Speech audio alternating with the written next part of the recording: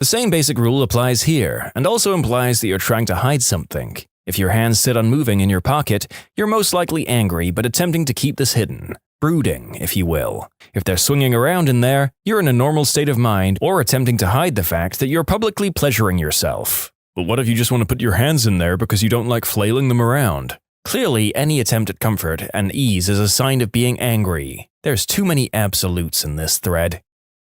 I had purposely unbuttoned and tucked the flaps of my 2 breast pockets into the pockets before going out a few weeks back because I wanted to try the look. Anyway, while talking to a female friend, she reached over and fixed them. I thought it was rather endearing.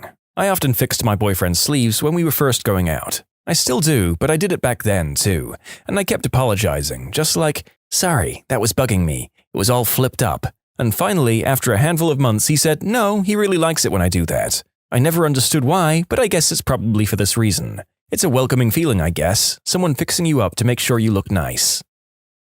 People who mimic your body language don't want to displease you. That's as close to universally true as these things go. You cross your arms, they cross their arms, that sort of thing. Nervous people often lick their lips and swallow. Liars often do too, as well as touch their mouth, but it can be delayed after the lie when they feel like they've got away with it. Like if you respond with, "Oh, that makes sense," that's when they lick their lips. People falsely accused of lying generally have a stronger reaction than those caught in the lie. One-on-one, that sometimes comes out as the honest person confronts you face-on, while the liar turns a little away. It's more about the line of their hips and shoulders, not so much where they point their nose. I once read that if someone is accused of something they didn't do, they'll be more likely to use contractions in their speech. Something to do with being so comfortable with their own innocence that they speak informally. "I didn't twist her arm." Truth. "I did not twist her arm." Lie. Maybe bunk, but when applied to my children, I find it's fairly accurate. "I did not have relations with that woman."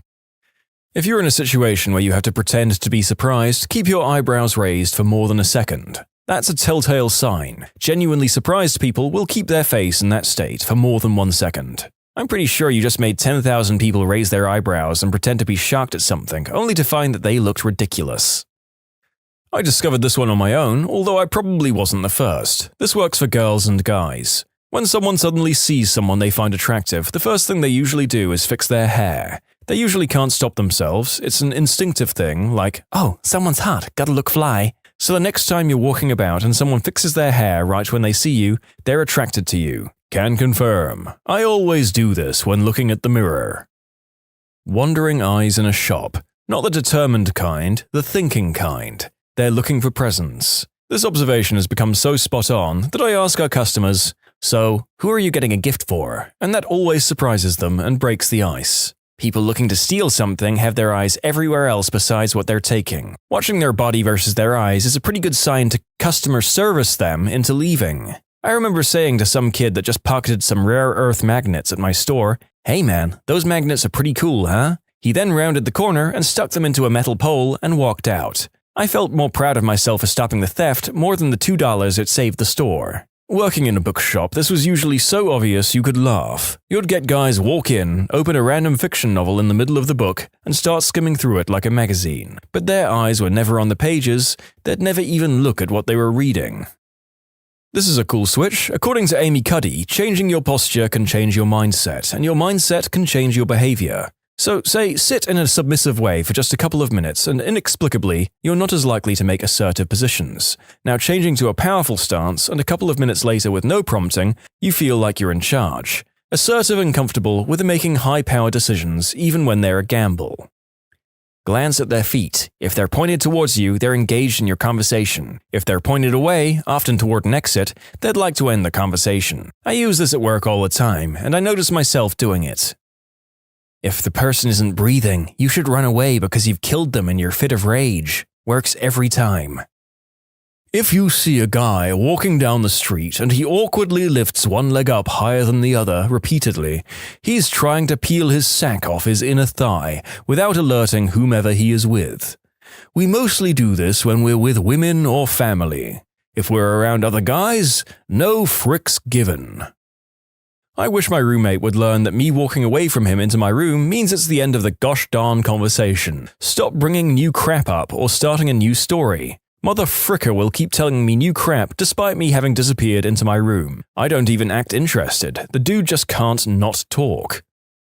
Someone mentioned body language clues being generally true but not universal. I suffer fairly bad anxiety in public spaces. I've been told by my friends that I look angry as I walk down the street. I've received looks from security staff in shops, maybe in my head because of the anxiety, etc., as I walk around the store looking shifty and darting my eyes everywhere until I settle down. I think I look everything but nervous. I'm sure most people have a more general character, and you can assume body language for them, but a good 10% must have less typical personality traits that affect their body language.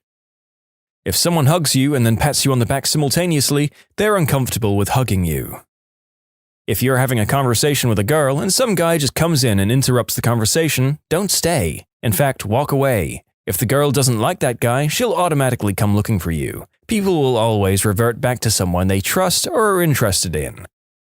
What are the cons of being attractive? You don't know if someone likes you for you or just how you look. They come for the looks and stay for you, I guess. Not always. That's definitely one of the downsides of physical attractiveness. Sometimes people will think they know you, but they don't. And when they discover that you're not just who they imagined you to be, some don't even care who you really are. They just wanted that made-up version and are disappointed when that's not you. This isn't an issue I have anymore as an adult, likely because I know how to handle myself professionally. But in my teens, I had a side job as a mover, and the amount of clients who would be surprised that I was about to graduate with honors and go to prestigious university. It was likely a combination of being just a mover, but also being decently attractive and very physically fit.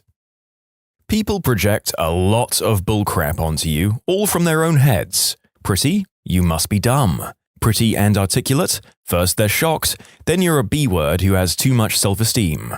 Shy and pretty? You must be stuck up. Outgoing and pretty? Who do you think you are, you bossy B-word, clearly chasing after other women's boyfriends? Great figure? You must be a hussy. Great skin? You've probably had work done. Dress well? You waste your whole salary on clothes. Too skinny? You're mentally ill. They armchair diagnose you with anorexia. In a relationship? You're clearly a gold digger. Single? Then you're either a hussy who is playing the field, or you're a snob who thinks you're too good for anyone. You have to work overtime to appear friendly and ease everyone's insecurities. It's fricking exhausting. I wish I could upvote this 1,000,000 times. I can relate so hard to all of these, and there's nobody I can talk to about any of this, because how do you get to complain about being too attractive? People doubt if you're into nerdy stuff as much as you might say. Plus, a lot of your actions just have all these preconceived notions. People think you don't have any problems or struggles. And we've touched upon the problem of the notion of the fake gamer girl, where people are apparently so convinced that people are single-faceted that they can't accept that someone might have more elements to them than their physical appearance. This comment had some interesting follow-ups. Oh, I totally agree to this. I'm a fairly attractive woman, and when I tell people I'm a software consultant in biotech, they almost negatively judge me? Or there's often the, wow, beauty and brains, huh? comment. Like, yes, just because I'm pretty, it doesn't mean I'm stupid. What the frick? I guess it's just a mixture of one or the other and possibly some envy. You have physical looks and intellectual prowess. That can definitely make some folks seethe with inferiority. That's really their problem, though. Plus the impossible dance you must do. Smart but not intimidating. Friendly but not flirtatious. Helpful but not the office assistant. Talkative but not opinionated. And serious but not abrasive. The list goes on. I'm a woman in finance who's decently attractive, at least fit and plain enough to not be considered ugly, and it's an impossible balance to strike. People seem okay to openly suggesting that everything I have, like an education and fitness and a happy marriage, I lucked into. It feels really difficult to toe the many lines. People feel the need to compete with you, find something that makes you look bad, or show fault. One or two co-workers, same gender, jealous, competitive types, will set out to sabotage your success and your relationships with other people when you're just minding your own business and trying to do a good job. You're the immediate target for psychopath types. I think everyone gets that, not only attractive people. As someone who's been both, it's not the same. When you're attractive, lots of the time people of the same sex or gender will view you as a social and sexual threat to them, and act accordingly. These people are usually just super insecure about themselves. Somehow, being kind automatically equals being flirtatious or interested. People don't think attractive people struggle with their mental health, constantly being shamed or mocked out of jealousy, and people praying for your downfall. Oh my god, this. Anytime I talk to a male coworker, all the ladies will rush after and say the guy has a huge crush on me or his face lights up when you talk to him. I'm honestly just talking to people, male and female, to actually have a conversation. I'm not flirting and there's no intention on my side. I'm just conversing, people. So frustrating.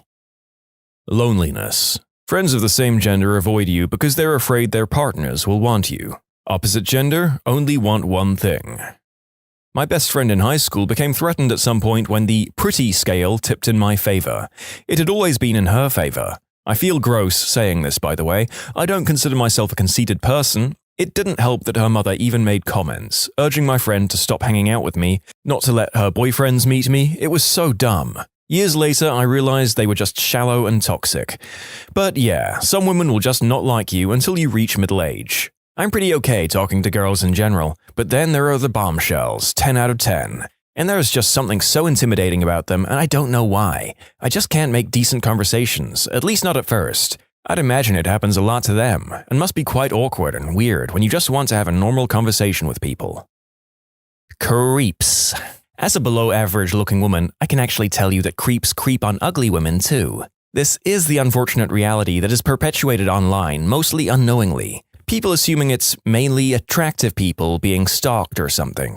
It's become a large documented thing in Me Too when people believed almost every claim since the actresses were mostly young and conventionally beautiful. But most indecent conduct isn't some creep following you or picking out attractive women. A large majority is done by someone you're close to or related to, in which case it's more about a power dynamic than conventional attractiveness. As someone who's been both young and hot and fat and frumpy, I found that the more conventionally attractive you are, the worse it is. Hot me was harassed every time I traveled home alone at night, and frumpy me enjoyed blissful invisibility. Not only the unwanted attention goes away, people are also less likely to help you or give you free stuff. There's a danger in taking on topics like this of suggesting any one group, in this case the conventionally attractive, have things better or worse than the rest. Hopefully, small conversations like the one I just quoted can highlight the unfairness that will affect people at all levels of perceived aesthetic value. The next comment summarizes one recurring theme in this thread quite succinctly. People can like you way too much or hate your guts with a burning passion really quickly based off nothing.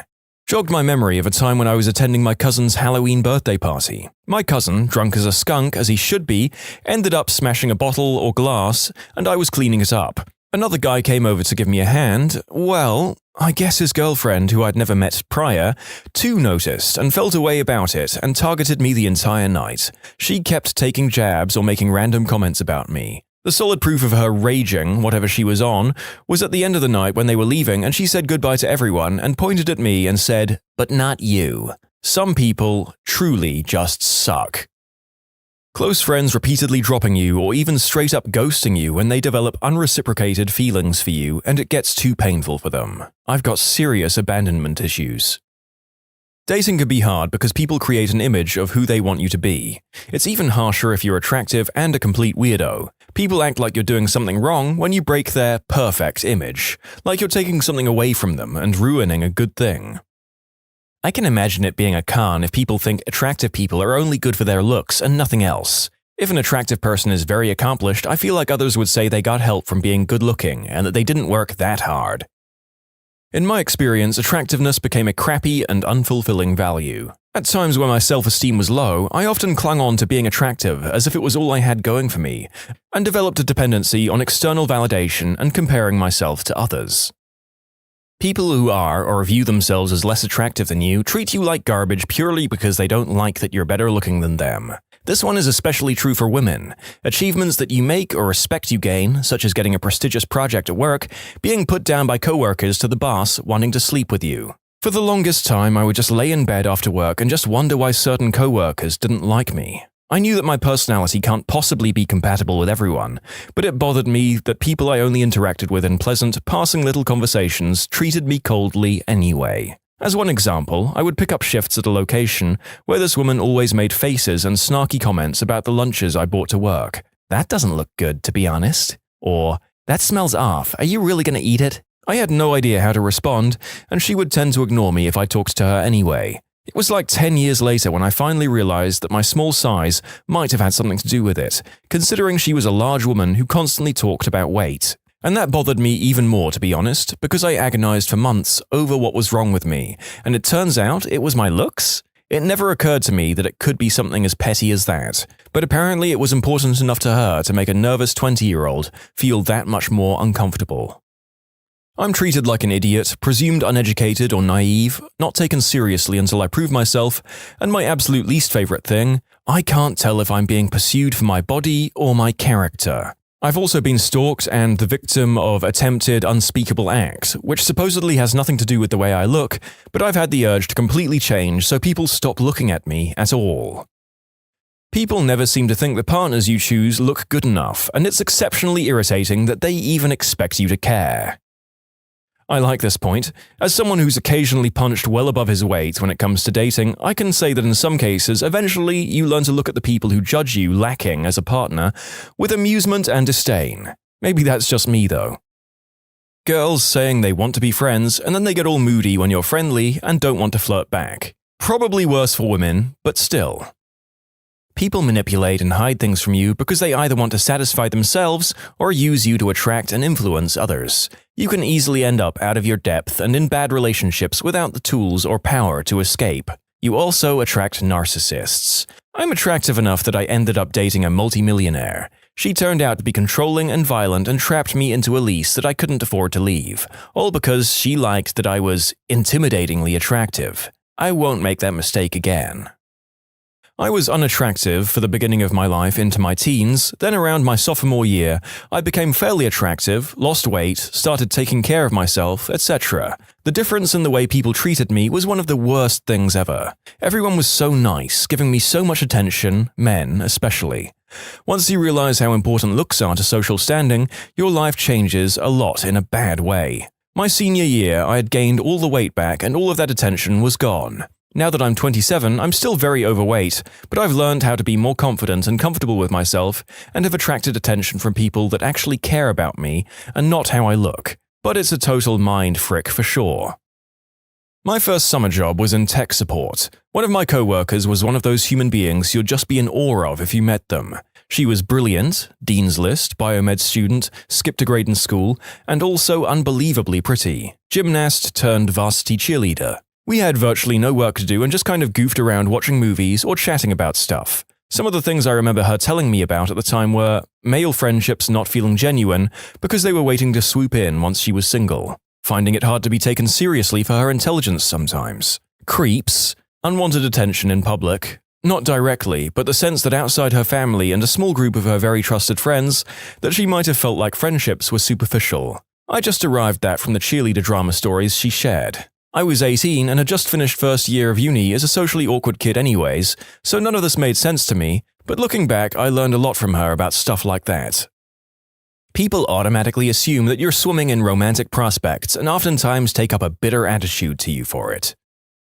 The worst I've encountered, while attending a party with a friend and an ex-girlfriend, one Italian girl suddenly stared at me for several minutes. Then later on she went to talk a bit to my ex and said, "I cannot believe he's your boyfriend. He's so handsome." What the frick? Then she came back at me while I was talking with my friends and waited there for maybe 15 minutes, staring at me, trying to talk to me. I didn't know at this point why she went up to my girlfriend, and I was feeling something was really off, so I've only really looked at her once in this and never really answered her. She left later on, and then I've learned what she said to my girlfriend. These people aren't the worst, I mean, they're not murderers or anything, but in my opinion, they really suck as human beings because they do not realize the damages they can do with such small talk and behavior.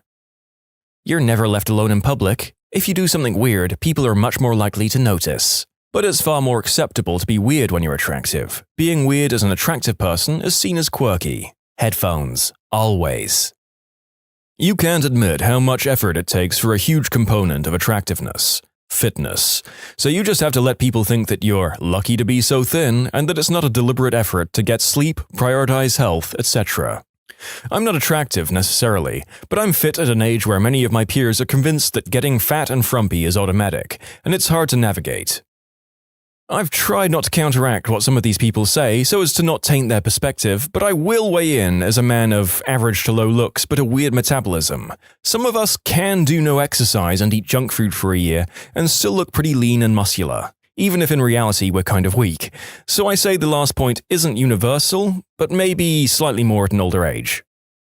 I knew a girl in college who was stunning and smart. She was a med student, and she also had a large chest. She could not have a normal relationship with anyone, women or men. Women were highly jealous, and men couldn't talk to her face. I imagine it made her feel intensely lonely. Overweight most of my adult life. Wife and I lost a lot of weight together and are now in fairly good shape. I never get used to hugs from the women in our social circle. Now I get a lot of attention and greetings hugs. It's a weird change. Wife is wearing more dresses, nothing overly sexy, just very attractive. I noticed most guys we meet watching her walk away or looking her over. We're very committed to each other, so it's not a worry, just weird to have the attention. People stop taking you seriously. It takes far more effort to get a salient point across. Depending if this is a con for you, extra attention. Quite frankly, if you're a woman, it's more difficult to be taken seriously at work, since people will think you're just a pretty face. Conversely, if you're in a client role, you may be put in front of the client more often because of your looks. If you're male, good-looking and semi-competent, you'll be promoted through the ranks very quickly, which is a huge pro. In general, regardless of gender, being good-looking does create tension within your gender and social circles, social interactions because you're viewed as competition in the dating pool.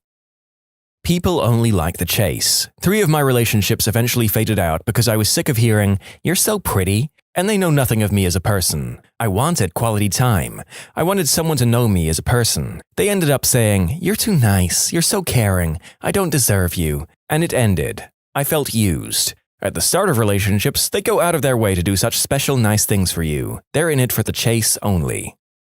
Definitely creeps. In the same vein, I cannot stand staring. It's a cultural thing, but subconsciously, I take it as a threat or challenge. Also, you can get more dates with anyone you want, but 99% of them only want to be physical, not to actually date you as a relationship material. You start to wonder if your personality is the problem. Friends of the opposite gender just don't exist. When I was ugly or overweight, child, teen, I had tons of male friends. As an adult, I've had guys end friendships with me once they found out I wasn't single, or when they decide I'm worth nothing beyond my aesthetic appeal. If they can't do the deed with me, then they want nothing to do with me, other than to stalk my Instagram. I'm sick of men can't be friends with women. No, you just don't see my value beyond my reproductive organs. Being tempered and propositioned by people that didn't care that I was married, engaged, or in relationships themselves. It planted a seed that people are not as loyal as the perception they tell their significant others, and I brought it home at one point into my marriage. As a man, when someone much younger wants you, it can be intoxicating, and that temptation can be hard to control. Furthermore, when you reject some of these ladies, they go from wanting to screw you at first sight to mean and nasty and full of name-calling just because you won't cheat. Those good-looking people can be hiding evil minds. The older and less attractive I get, the better people in general seem to treat me. When I was young, late teens to early 20s, women were nasty and men wanted me for one reason and one reason only, which is also nasty. I was subject to some pretty unsavory behavior and called degrading names. When you're treated nicely, it's for ulterior motives. Now, I get along with other women, and nobody is unnecessarily and inexplicably nasty to me, and I've actually made decent male friends. Nobody has tried to screw me for social points in years. In general, people take me more seriously and make far less assumptions about my personality and my background. When you're attractive, people tend to assume that everything else in your life is or has been great too, and I swear they used to imagine me living on daddy's yacht, sunbathing, and only lifting a finger to go shopping, based on the assumptions people used to make about me and the way they treated me. I had a few older men call me princess and act like I needed to be taught lessons about hard work and friendship, which was infuriating because my family was homeless when I was growing up, and I've been working since I was 14. But when you're pretty, people take one look at you and ask, "What would you know?" Overall, people behave very strangely around people they view as conventionally attractive, and they make a lot of assumptions. There's a lot of bias, and that is a massive con. People almost never accurately judged me as a person. I felt like many people looked at me, but nobody actually saw me. Getting older has been a relief. People ask me actual questions about who I am and where I come from now. Far less people look at me, but I feel more seen than I ever did as an attractive young woman. I can't wait to turn 40. Now that I work in a female-dominated environment, I take extra care to make the younger, beautiful women feel seen and not just looked at. I like this approach of using your experience from both sides of the perceived aesthetic aisle and using it to empathize with those who suffer from the undue prejudices of society. People think your feelings can't be hurt. They assume your confidence is at a 100 and they can criticize your whole look without ever hurting you. Or maybe they want to hurt you for it. And it's difficult to get people to listen to the content of what you're saying. And you can say something insanely profound and be hit with, well, you're too pretty to worry about such things. The assumptions people make, that's the sucky part. You're more likely to experience manipulation or be outright preyed upon. For women, people won't take you seriously, and if you marry an unattractive guy with money, you'll probably be seen as a trophy wife by others. Other girls may find you threatening. If you have a friend of the opposite gender, their partner may find you threatening. My job has put me in positions with female models, and the main things I've noticed are a lot of people neg them. It's like they can't imagine this beautiful person can be nice or smart, so they constantly chip away at them, and many times it works. Being attractive doesn't bring down the cost of bacon. Getting constantly hit on by a gender you're not into. Boyfriend and I are both decent looking and straight, and 80% of people who hit on us are the same gender as us. We both give off gay vibes without trying, I guess. I'm not even that attractive, and yet going to clubs and stuff gives me the ick. Like, I love dancing and hanging out with my friends, but I'm so sick of creeps trying to grab me, or just following me around or whatever. If I'm on a night out these days, I usually only go to clubs and bars if I'm with a mixed group of friends of guys and girls. Because as soon as it's just girls, random guys seem to think it's an invitation to get all up in our faces. Usually they leave me alone if I'm also with male friends, but even then, it doesn't always work. I just want to be able to dance without being grabbed or touched. Health inspectors. What's the worst violation you've ever seen? Former inspector here. I once discovered a rat infestation in the kitchen of a hospital. They asked me if I could prove my suspicions, and I pointed out the numerous foodstuffs with 1 to 2 inch circular holes chewed in them, but they didn't seem convinced. I showed them the trail of droppings and footprints coming and going from a hole in the floor drain, but they still didn't seem convinced. I showed them the 3 dead rats I'd discovered under and around equipment. I think they began to believe me at that point. Citations included rat infestation and absolutely deplorable cleaning practices. Used to have a job working as an inspector for storage tanks at places like dairies and factories. Went to a cheesecake factory, an actual factory for cheesecakes, not the restaurant chain, to test a milk storage tank. It had just been cleaned and was being prepped to be filled with a tanker full of milk. I noticed the floor of the tank was covered in bleach. It turned out the floor manager couldn't be asked to spend the time sucking out the rest of the cleaning fluid used in the cleaning process and, as a standard, just filled the tank with milk on top of dozens of gallons of bleach. His theory was that there was enough milk to dilute the bleach to acceptable consumption levels. I wrote a report and he was promptly fired. By the way, my 12-gallon estimate is just that, an estimate. It was a huge milk storage silo, 40,000 litres if I recall, and roughly half an inch of the floor of the tank was covered in cleaning fluid. The dilutions we're talking about probably wouldn't have been harmful or even tasteable after being pasteurized and mixed with cheesecake ingredients. But that's also a guess, and it's also not the point. My gosh, you already went through the trouble of cleaning it. What the heck was an extra 5 minutes to properly finish the job? Glad he got fired. It was something to do with the extra attachment he'd need to use for the nozzle, or something. Either way, it would have been an extra 30 minutes of work. Something, had he observed, would have kept his job and a clean criminal record. In 2004, 2005, around that time, I drank some milk that had been in a similar situation. Machine wasn't rinsed after cleaning. I was a toddler and got hospitalized. How often does this crap happen?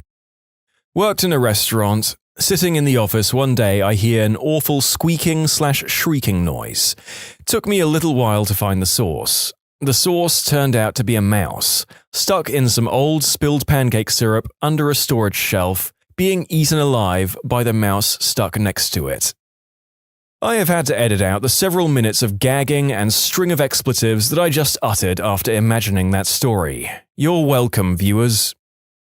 Did food safety inspection at a large slaughterhouse for a while. We did our own inspections each shift, and the government inspector stopped by once a day too. One day I came around a corner and one of the workers who was running service for the butchers had dropped a ham on the floor. So the proper way to handle this was for him to leave it there and call for a re-inspector to come pick it up, take it out to carve off any contaminated bits, and rinse it in boiling water. Now, it relatively often happened meat was dropped on the floor, it's just very, very hard to avoid it when running in a factory setting with human labor. So this was common. What was uncommon was what the guy did. First, he tried catching it as it fell, which would have been fine. No contact with any surface, and he could have just thrown it back into the tub it had fallen out of. He didn't catch it though, it landed on the floor. Thinking that no one was watching, he tried picking it up and dropped it again. He did this 3 times, so first and foremost, he's not supposed to be touching anything that's been on the floor. It cross-contaminates his hands, and he has nowhere to put the contaminated product anyway.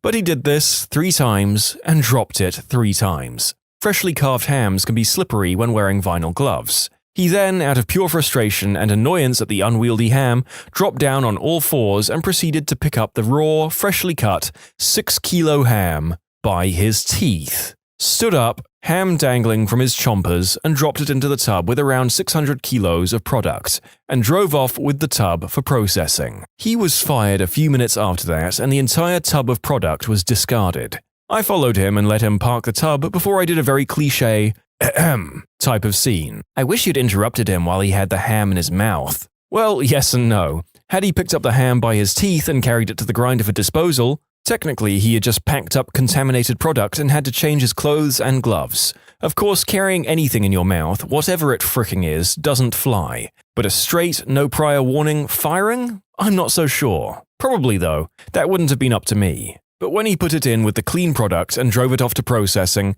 that shows a complete disregard for any sort of understanding of what you should and should not do when working with food. He had made the decision himself even before I dragged him into the office of the shift director. There was no other option.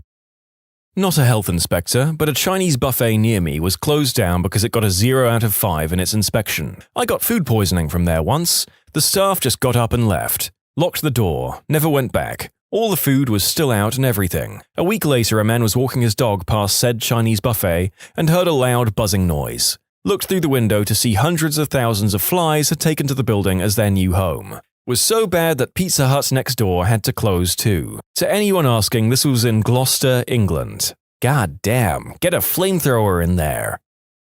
Pools that have absolutely no chlorine. Pedicure tubs filters that have never been changed. All their disinfectants were expired. A restaurant that refused to clean up pest feces or urine, and refused to properly reheat foods. The kitchen had exposed wood everywhere. Well, it would be exposed if there wasn't a thick layer of grease, and no sanitizer. The pools that have no chlorine things happens all the time. As a former pool manager, I can tell you almost right away too when I get unchlorinated water. Chlorine is volatile and will dissipate quickly, especially when it's sunny out. If you're running an outdoor pool and not constantly monitoring the chlorine concentration and the feeds, it will turn into a pond in about 6 hours. At that point, you're just taking a bath with everyone in your town. Also, really shallow baby pool? You can be almost sure that at least once a day it has no chlorine in it. When you're dealing with less than 1,000 gallons, that thing will vacillate like crazy.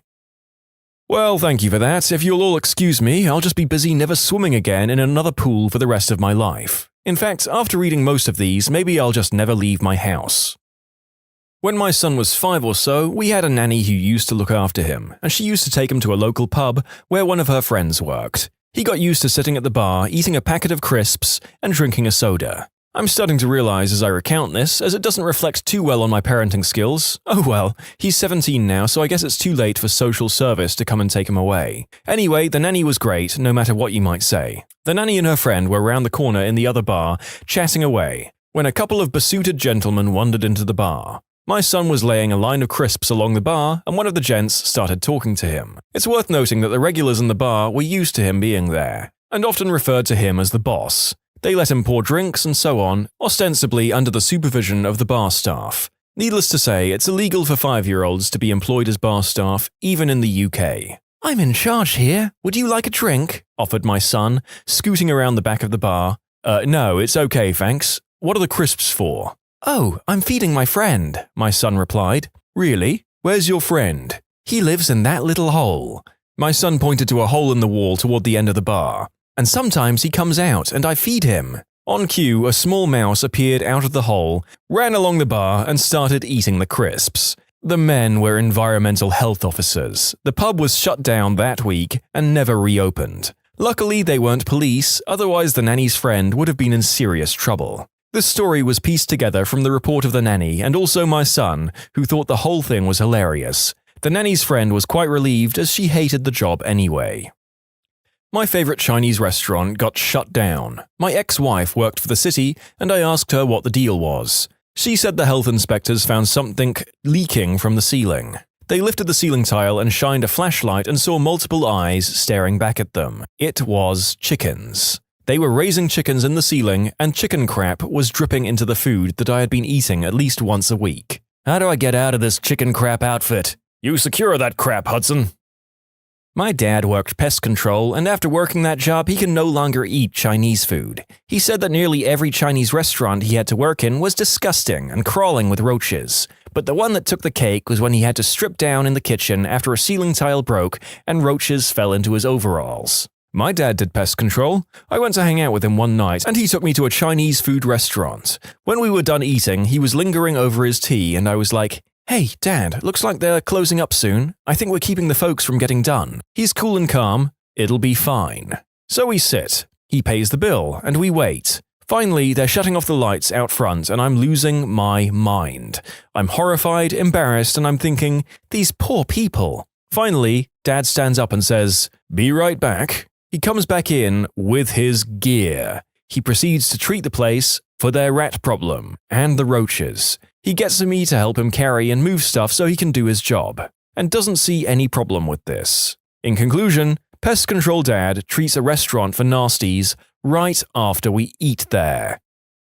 My stepdad used to be a baker in an authentic recreation of an 18th century New French fortress. Because they sell bread to the public, the health inspector came by, and she was ripping into my stepdad for violations like the stonework walls, the doorless entryways, or the lack of mosquito zappers. He pointed out that they were following the highest standards except for things that would destroy the authenticity of his 18th century bakery. The health inspector relented and agreed to give him a pass after verifying the food storage area was secure. They went to the shed, which was a doorless building attached to the bakery. As the health inspector went in, there happened to be an escaped cow licking all the loaves. My stepdad could only say, honestly, this never happens." They passed the health inspection. In conclusion, health inspector witnesses escaped farm animal licking all the bread in a bakery and passes the health inspection anyway. Does your stepdad live in a sitcom? That would explain a lot. Like the laugh track that plays any time he cracks a joke, even if it starts only the two of you in the room. My name is Cow, and when at night, or when the moon is shining bright, and all the men have gone to bed, I stay up late, I lick the bread. My friend was inspecting a restaurant and walked out the back to find a man stirring a huge pot of curry. With his arm. No spoon or anything. Just up to his hairy elbows in curry. I'd be more worried about how cold the curry is that he was able to stick his arm in it. Most people in the food industry have insane tolerance to heat. I've not worked in a commercial kitchen for some time, and I can still pick up a pan out of the oven with my fingertips for a brief period of time. Can confirm, people would warn me that something was too hot to touch, and I'd be like, it's cool, I have waitress hands. Or alternatively, fire cannot kill the dragon. I like to think it's more a case of working in the service industry kills your will to live, so you become indifferent to the plates burning your hands. As a man with asbestos hands, I can confirm, coffee machines, kitchens, and hot plates will give you a D&D-style fiendish resistance to fire. However, on the topic of stirring curry with one's own arm, you are likely better off leaving it to tools. Unless you're the following commenters. Is there a different way to stir curry? Well, only if you're really well hung.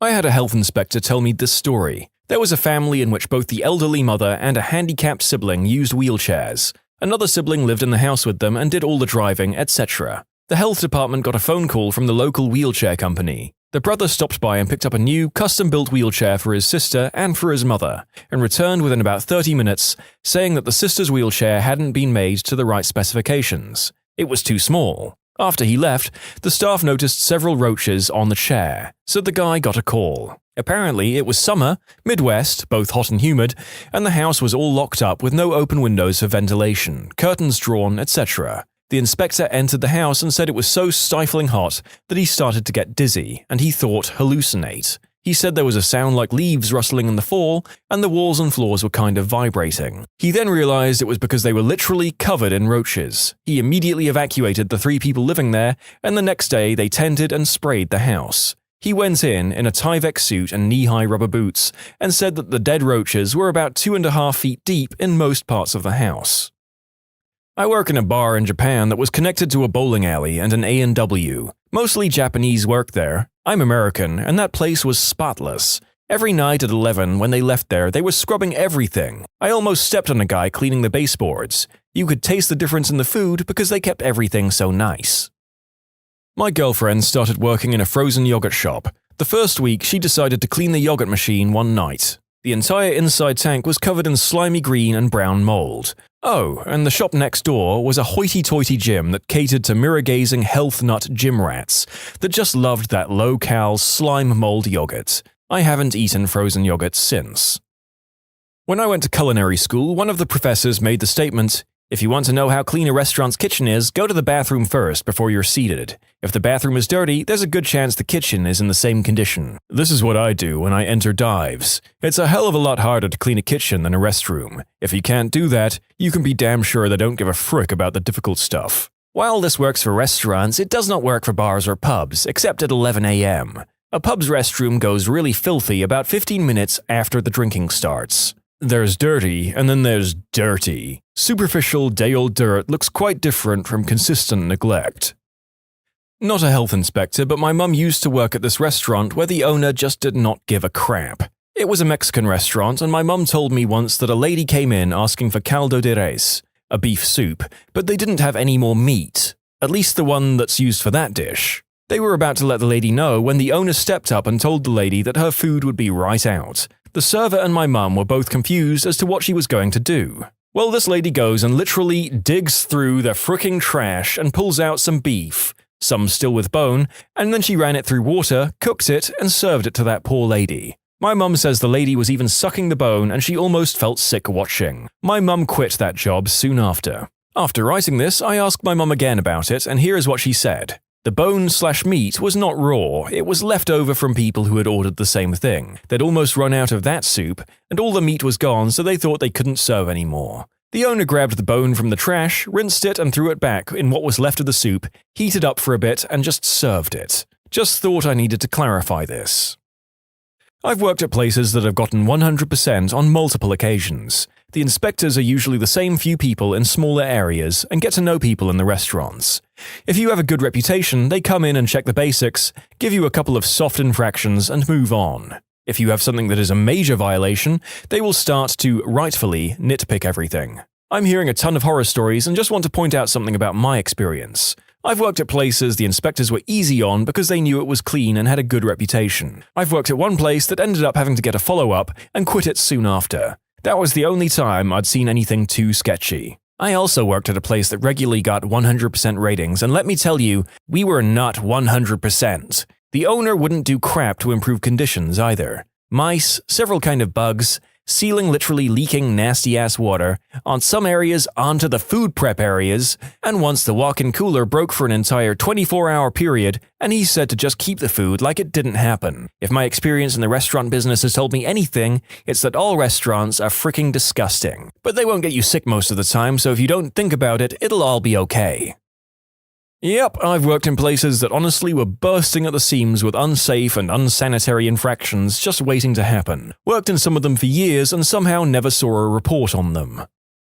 I worked as an assistant cook in a restaurant. 2 weeks into the job, I opened a cupboard to get a can of tomato sauce, and I see a huge tarantula scuttling away behind the cans. I told the boss what I'd seen so that maybe we should get someone to deal with the huge spider living in the kitchen. Boss turns to me and says, "I see you've met Eduardo. Just don't put your hand too close to him, and you'll be good." Later, another cook proceeded to tell me that the spider had been living in there for 2 years and they allowed it because it kept the rodents and roaches away. This is a true story, so know this. Every time you think about swatting a spider, remember that there's a possibility that a friendly spider is guarding your favorite restaurant's food against nasty critters. The spiders in my house and I have a verbal agreement that is pasted onto every generation of spider that takes up residency in my house. You may remain in my house as long as you don't come upstairs and you keep the ants, flies, and other household bugs that aren't you out of my house. I reserve the right to eliminate you and your webs at will without proper notice. I haven't had an ant in 4 years. I've had a few flies, but they seem to only be upstairs where the spiders aren't allowed. I've killed very few spiders. It's a good arrangement. Not a health inspector, but I've witnessed some things at my first job as a set-up waitress at a banquet hall. The head cook had some hairy arms and he always mixed the salad with his hands. So you know that hair is getting in there, and one day we found a used Band-Aid in the salad. I survived the assassination attempt. My stepmother is the lead health inspector for a decent-sized suburban town. While I've never asked what the worst thing she witnessed as part of her job was, I do know that one instance was pretty gross. A truck full of lobsters was traveling down the highway and crashed. The police came and eventually they towed the truck. As a board of health inspector, my stepmother was consulted to see if any of the lobsters were viable, and she told them no. The load is a total loss since there were literally lobsters scattered across the highway covered in dirt and sand, etc. Fast forward 24 hours and one of the restaurants in town ran a special, twin lobsters for $19. Apparently the owner of the trucking and towing company knew the restaurant owner pretty well, so they made a deal whereby the restaurant would pay a very discounted price for the road lobsters. The restaurant would turn around and illegally serve the lobsters to unsuspecting customers or sell them out of a truck behind the restaurant. I'm not sure what the repercussions were, but I think they were shut down for like a week. They closed shortly thereafter and now there's a new restaurant there. The towing company lost their contract to tow vehicles and semi-trucks with the town and the state. It's crazy that they didn't think the health inspector would figure it out. It's their job. Mysteriously cheap lobster after a huge highway crash involving lobsters? I thought that there would be insurance for things like lobster crashes. And now I realize how ridiculous that was as I typed it. Never mind. You aren't covered for lobster crashes on your insurance plan? Weird. Insurance agent here. If you buy lobster crash insurance, we will find a way to not pay anything at all. It was an act of cod. Close enough. Talking 10 years as an inspector. Most dangerous is usually not the most disgusting. I've seen entire walk-in coolers at 55 to 60 degrees Fahrenheit and the staff didn't even notice anything wrong. I've seen piles of mice that died getting stuck in grease behind the fryer. I've seen staff throwing raw burgers within the grill, then making a salad right after with their bare hands. I've seen squirrels and birds roaming freely inside a bread manufacturer. The stereotypes, unfortunately, are true. Chinese restaurants are almost always filthy. The most common critical violation? Dish machine not sanitizing properly. What's the most petty, passive-aggressive move you've ever played? I just hit the passive-aggressive zenith. Played a YouTube video of someone eating crisps loudly while someone else ate crisps loudly, because I can't be bothered to ask them to stop. Basically, this guy is one of those people who manages to do everything that is annoying. Whether it's banging desks, talking loudly on the phone, laughing loudly, munching crisps with his mouth open, etc., all distracting in our very small office. I'm not saying I'm not a prick, but I'm tired of picking the guy up on things he should be able to work out for himself. Has anyone else surprised themselves with their own petty behavior? As pointed out, it probably isn't properly passive-aggressive. The reason I didn't directly approach the guy is because I've done it so many times with so many other things that he's becoming combative and resistant. I'm tired of getting into semi-pissy debates, and I'm at the point where I think he should start actively taking responsibility for the things he does in the small office we share. I always ask if people mind if I put on music or close curtains, etc. I was on the receiving end of some epic passive aggression once.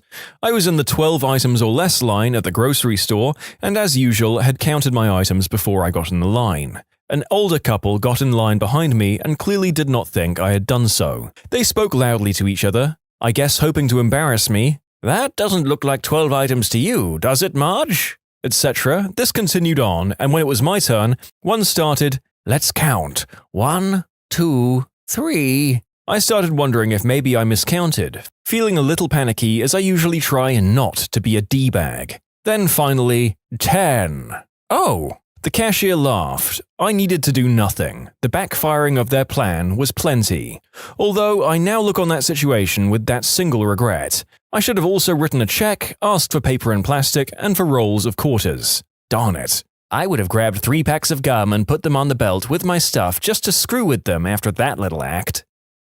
I used to be a resident advisor in a college dorm. One of the dorm activities was on personal hygiene, with free stuff available like deodorant, shampoo, razors, etc. One of my residents couldn't be bothered to speak with his roommate about his disgusting habits, but he sure took about a dozen of those flyers and put them up all over his roommate's side of the room. Ah, that's like a lower effort version of the good old post-it note. Best friend of any passive-aggressive flatmate. The neighbor in my girlfriend's apartment will let their gosh darn alarm go off for like a good 5 minutes before they even try to stop it. They don't hit snooze like a normal person. They just lay there and let it buzz over and over and over again. It was going on longer than usual, so I ended up pulling out my phone and turning on the meltdown alarm and basically pressing it directly into the wall. On top of the horrendously loud noise, it was also buzzing the whole wall. They turned their alarm off within 10 seconds and haven't done it since. If this ever happens again, get a screaming mini alarm clock from any truck stop. It's 110 decibels of get the frick out of bed. Treat it like a grenade. Set it for 1 minute, it's a timer, and toss it in their window. It's brought people to tears because they couldn't turn it off. Oh, thank you for that wonderful idea. My neighbors don't have a problem with their 16-year-old son and his idiot friends going out at 2 a.m. drunk as frick in their backyard, yelling and screaming till the sun comes up. Nobody around will say anything because I live with a bunch of old fricks and I don't want them damaging my car. So I just ordered one of these. This Sunday, I'm throwing it in their yard the second they decide to go in, because they always go out every weekend and do this crap. It's going to be so worth the money, even if I have to do it every weekend. My old roommate's friend always used to come over and drink my cans of Pepsi. I'm on a pretty tight budget, but like to treat myself with said cans, so you can imagine how upset this made me. One day I hid all the cans but one, which I coated with nail biter. The second he realized something was wrong, he poured himself a glass of water using the only glass on the drying rack, the glass coated in nail biter. I live on a typical American suburb street. My neighbor just got a new job with a company-provided vehicle. He has a 1-lane driveway, so he parks this huge work van in the road, directly in front of my house. It's all I can see when I look out the front window. I casually mention it to him now, so that he could park it in front of his house and not mine. He just chuckles to himself and starts talking about something else. For the next week, I parked my car in front of his house to see if he enjoyed looking at my car every day. Luckily, he got the message and now parks in front of his home and not mine. Something similar is happening where I live. I live at the end of a cul-de-sac in the corner, and the guy in the middle of the end parks one of his cars outside his house,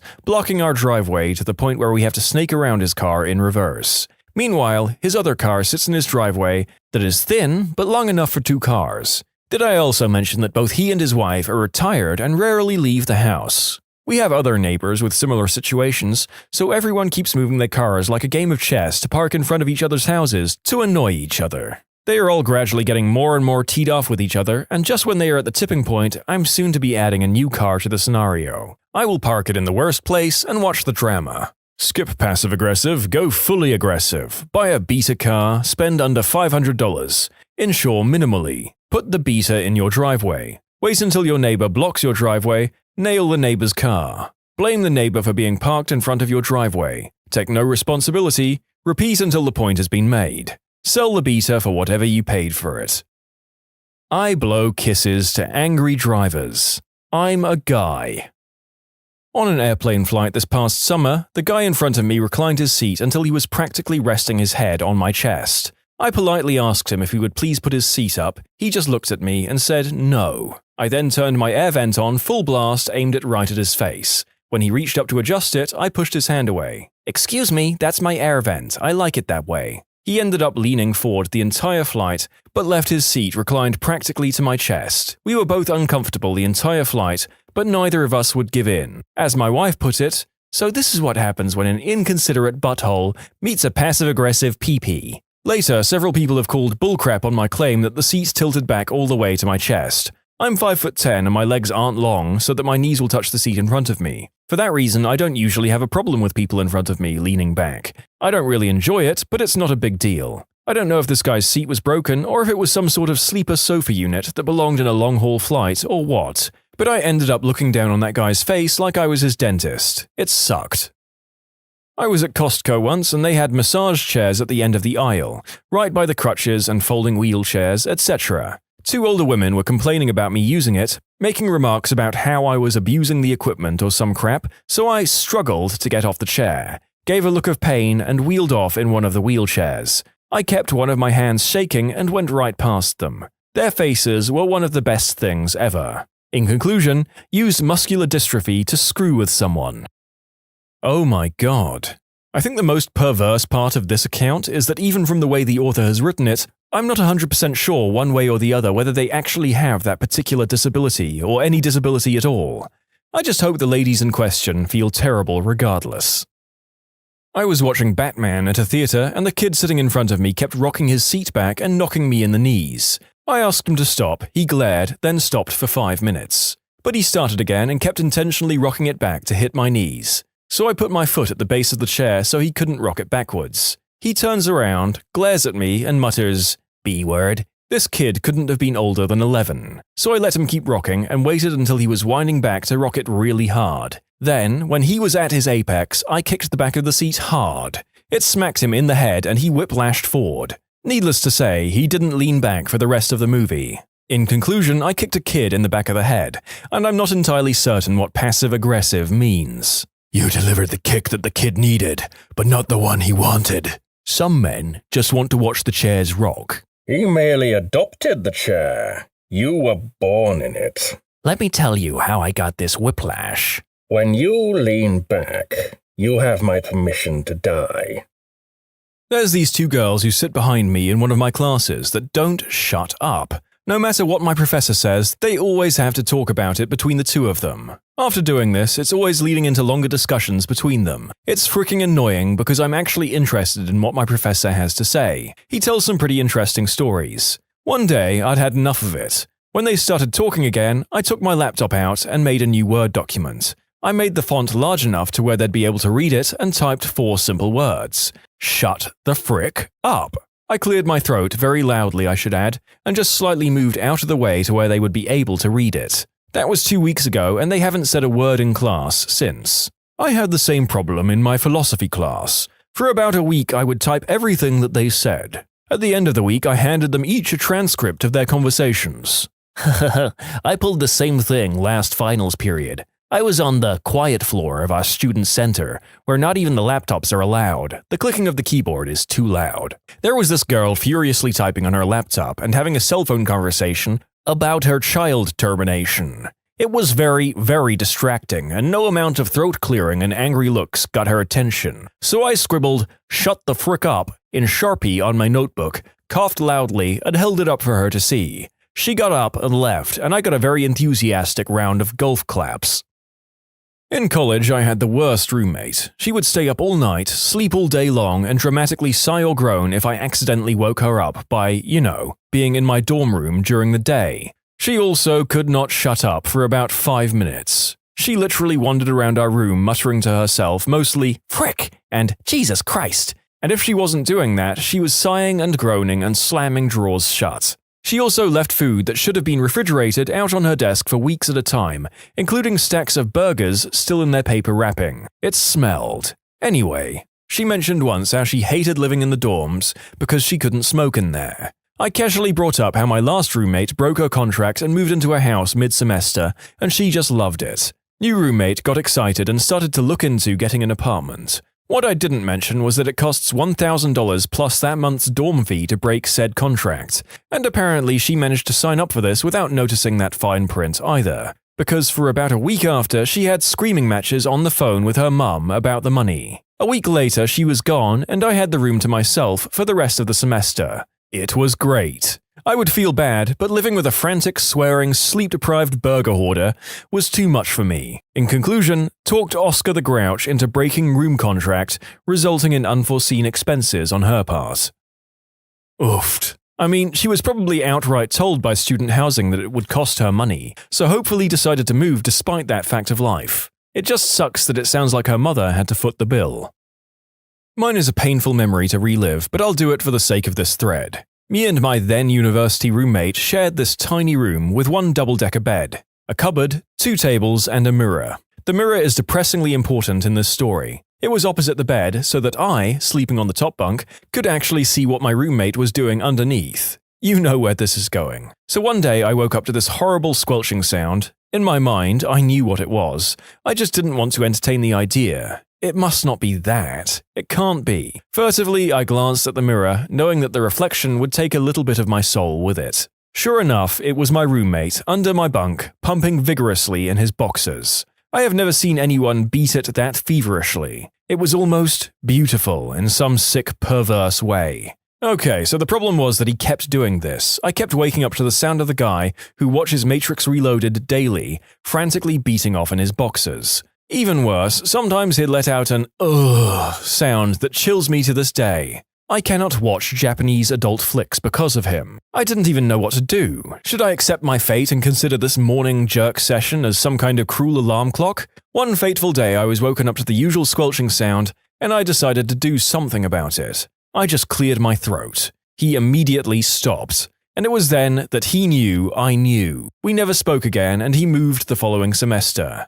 You fricker. I know you're on Reddit. If you're reading this, I'm going to come and spank the monkey in front of you one day. Drunk. You mother fricker. I wish I'd employed a similar passive-aggressive tactic on the guy who sits directly behind me. He's insanely annoying, such that he's infamously never sat with his actual team. They rush to fill any seats that come free. And there's a long list of people who've said, "If you sit me near him, I will quit." Seriously.